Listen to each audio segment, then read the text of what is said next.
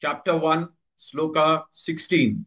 Ananta Vijayam Raja, Ananta Vijayam Raja, Ananta Vijayam Raja, Kunti Putro Yudhishthirah, Kunti Putro Yudhishthirah, Kunti Putro Yudhishthirah, Ananta Vijayam Raja, Kunti Putro Yudhishthirah, Ananta Vijayam Raja, Kunti Putro Yudhishthirah, Ananta Vijayam Raja, Kunti Putro Yudhishthirah, Ananta Vijayam Raja, Kunti Putro Yudhishthirah, Ananta Vijayam Raja, Kunti पुत्रो युधिष्ठिरः नकुलः सह देवश्च नकुलः सह देवश्च नकुलः सह देवश्च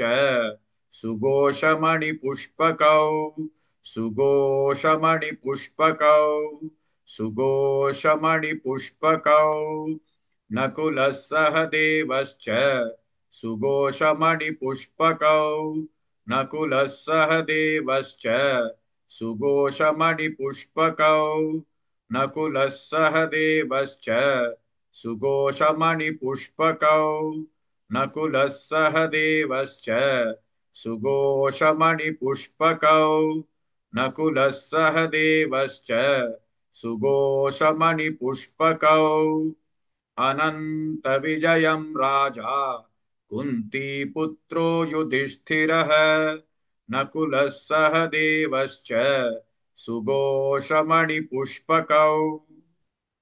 Please like and share this video because you could be instrumental in helping someone around the world recite the Srimad Bhagavad Gita, thereby helping them to have a life of unending opulence, victory and prosperity. This is mentioned in chapter 18, sloka 78. Yes, don't forget to buy my book, Leadership Can Be Child's Play. Namaste.